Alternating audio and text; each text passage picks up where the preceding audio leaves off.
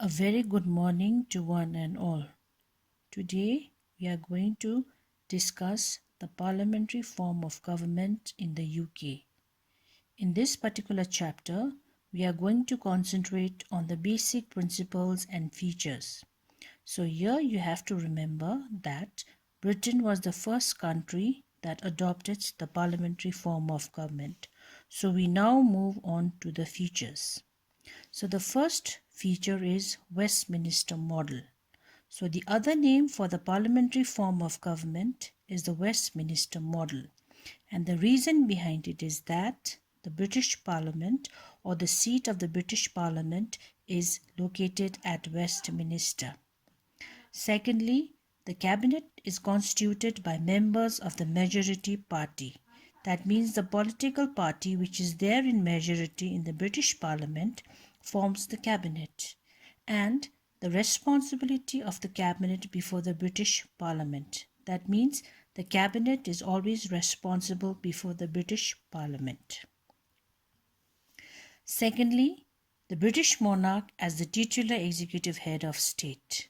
In a parliamentary form of government, there are two executive heads, the real and the nominal. So here, the monarch is the nominal and the constitutional executive. Though all the executive powers are vested in the hands of the monarch, but the monarch he himself does not exercise the power. So the cabinet exercises the real executive powers. That's why the cabinet is supposed to be the real executive. And besides that, the cabinet formulates the policies and gets it approved by the parliament. Thirdly, organizational structure of the ministry is like wheels within a wheel. Here, in the parliamentary form of government, the office of the Prime Minister is the innermost wheel.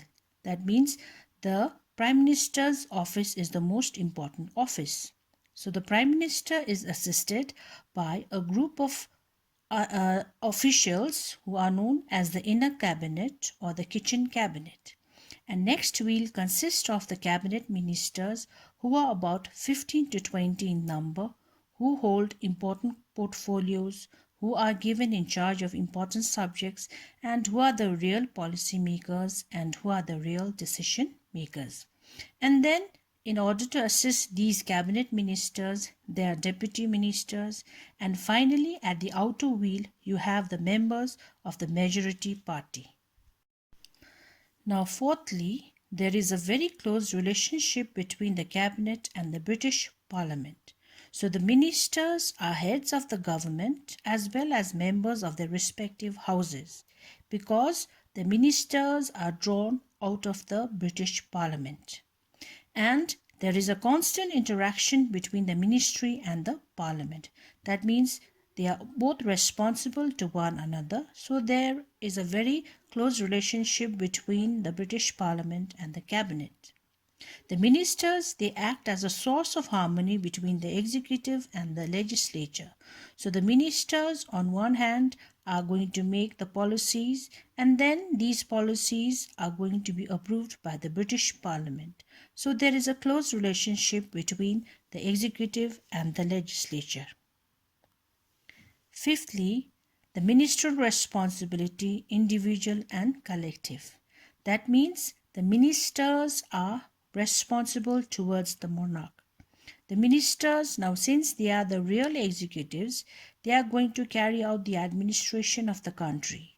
So in case if there is a fault in the working of the government department, it is the ministers that will be held responsible.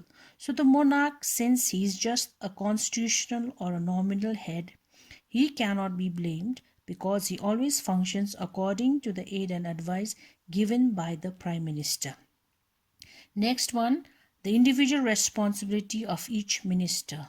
Each of the ministers, now since they hold important portfolios, they are given in charge of different departments, so they are going to be held responsible for any defect in the working of the government department. So they will be asked questions by the British Parliament. And besides that, there is collective responsibility of the ministry before the British House of Commons. Now, since the ministry has come as a team, So they work as a team. So they will be responsible for any defect in the working of the government department. So they have to work as a team. So they will be responsible before the British Parliament. Finally, you have the political homogeneity and solidarity. So here you'll have to remember that ministers belong to the same political party as that of the Prime Minister. So the Prime Minister is always the leader of the majority party. So he chooses ministers from his own political party. And since they belong to the same political party, they are guided by the same principles, they are guided by the same ideas, they follow the same rules and regulations. So there is some sort of harmony, there is some sort of uniformity. And because of which there is harmony and commitment to similar objectives. So they can work as a team, they can work together. And you can also say that the Prime Minister is the leader of the majority party in the House of Commons. So it is the Prime Minister who chooses his ministry. It is the Prime Minister who assigns the different portfolios to the people, to the ministers. And besides that, the Prime Minister is the individual who the entire country will look upon. So his leadership plays an important role. A country is going to progress, a country is going to develop because of the leadership of the Prime Minister. So with this, we can say that these are some of the salient features of the parliamentary form of government that is functioning in the UK. Thank you.